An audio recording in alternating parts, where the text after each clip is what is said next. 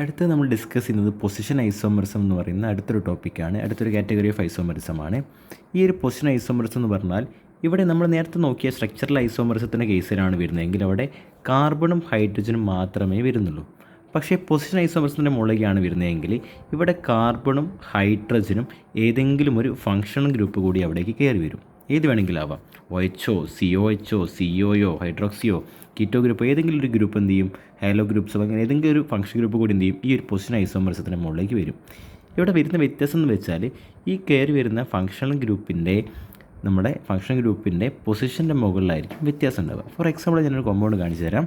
ഇവിടെ ഒരു പ്രൊപ്പനോൾ എന്ന് പറയുന്ന ഒരു കോമ്പൗണ്ട് എടുത്തിട്ടുണ്ട്. മെത്ത് എത്ത് പ്രപ്പ് ഹൈഡ്രോക്സി ഗ്രൂപ്പ് വന്നു. അപ്പോൾ ഓളാണ് നമ്മൾ കൊടുക്കേണ്ടത്, അല്ലെ പ്രിഫിക്സ് കൊടുക്കേണ്ടത്. അപ്പോൾ മെത്ത് എത്ത് പ്രൊപ്പനോളാണ് ഈ ഒരു കോമ്പൗണ്ട്. ഈ ഒരു പ്രൊപ്പനോൾ കോമ്പൗണ്ടിൻ്റെ കേസാണ് വരുന്നതെങ്കിൽ നമുക്ക് എന്ത് ചെയ്യാണ്, ഈ ഒരു കോമ്പൗണ്ടിൻ്റെ മോളിക്കുലർ ഫോർമുല ഒന്ന് ഫൈൻഡ് ഔട്ട് ചെയ്യാം. ഇവിടെ 1 കാർബൺ 2 കാർബൺ 3 കാർബൺ, അപ്പോൾ C3. ഹൈഡ്രജൻ്റെ എണ്ണം 3 2 5 5 2 7 C3H7, പിന്നെ ഒരു OH ഉണ്ട്. നമുക്കതിനെ കമ്പൈൻ ചെയ്തിട്ട് C3H8O എന്ന് എഴുതാം. ഇനി അടുത്ത കേസിലൂടെയാണെങ്കിൽ 1 carbon 2 carbon 3 carbon C3, hydrogen എണ്ണം 3 3 4 4 3 7 C3H7, പിന്നെ അഡീഷണലി ഒരു OH ഉണ്ട്. ഇത് കമ്പൈൻ ചെയ്താൽ കിട്ടുന്നത് C3H8. ഈ എച്ചിനോട് കൂട്ടിക്കഴിഞ്ഞാൽ C3H8O എന്ന് കിട്ടും. രണ്ട് കോമ്പൗണ്ടിലും കിട്ടിയ മോളിക്കുലർ ഫോർമുല സെയിം ആണല്ലോ. ഈ മോളിക്കുലർ ഫോർമുല സെയിം ആകുമ്പം ഇതൊരു ഐസോമേഴ്സ് ആയിരിക്കുമല്ലോ. അപ്പോൾ ഈ ഒരു കോമ്പൗണ്ട് ഐസോമേഴ്സ് ആണ്.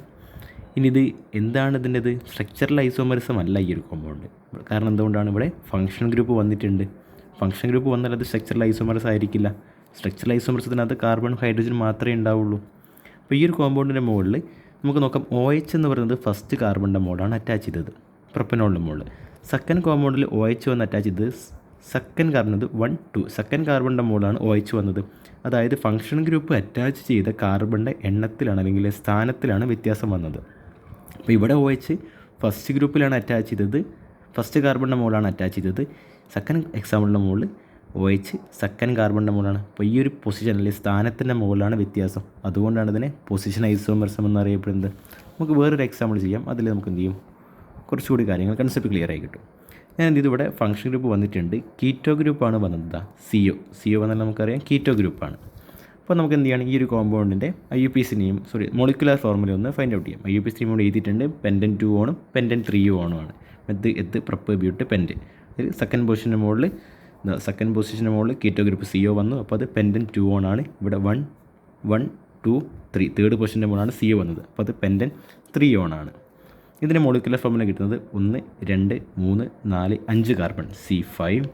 ഹൈഡ്രജൻ എണ്ണം 3 2 5 5 2 7 7 3 10 C5H10 എന്ന് കിട്ടി. പിന്നെ ബാക്കി റിമൈനിങ് ഉള്ളത് ഒരു CO ഗ്രൂപ്പുമാണുള്ളത്, കീറ്റോ ഗ്രൂപ്പിൻ്റെത്.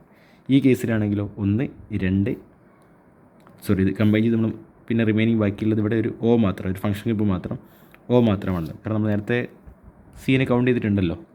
അപ്പോൾ 1 2 3 4 5 കാർബണും ഹൈഡ്രജൻ എണ്ണം 3 2 5 2 7 3 10 ഒരു ഓയും.